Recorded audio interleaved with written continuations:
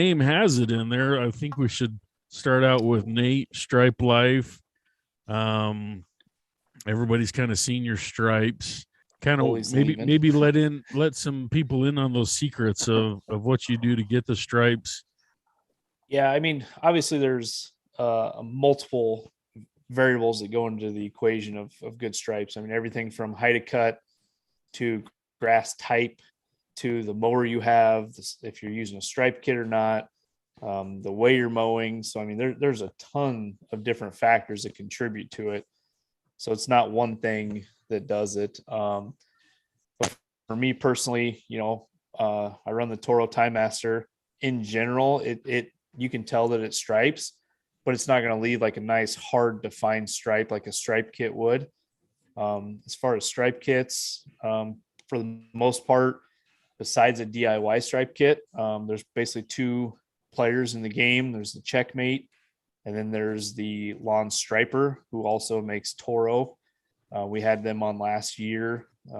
Catch that episode if you haven't seen it, but those are pretty much the two options for striping kits. Some type of roller on the back of your mower that's going to lay the grass down. It's going to be filled with some type of weight, whether it be sand, rock, cement, whatever you want to put in there. From what I've seen, probably most of them target anywhere from 15 to 20 pounds of weight.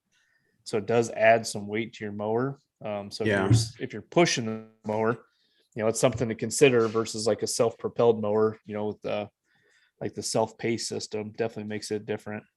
Me personally, like when I mow my hill, I take my striping kit off because I don't want the added weight. I don't want the added like drag and all that and just stuff to turn around and mess with it. So I take mine off when I'm doing that.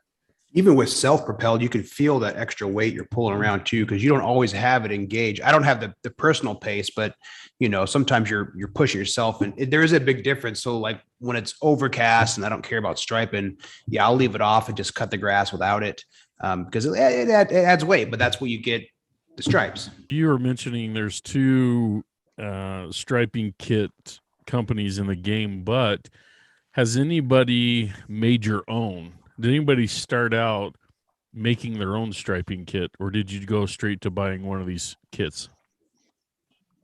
I went straight to a kit. Okay.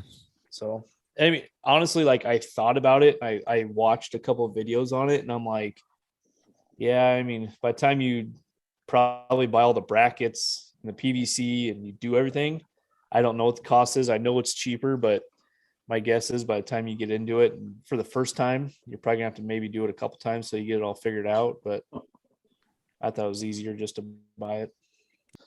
So. Oh, Daddy. I mean, you still can lay stripes without a stripe kit. And I mean, if you have some thick, nice looking grass and you push anything through it, it's going to push it down. And maybe that's what we should start with. What makes a stripe. Yeah, because I get that a lot. I have a Husqvarna and it just has the flap on the back. And it actually, I mean, it does stripes, but nothing.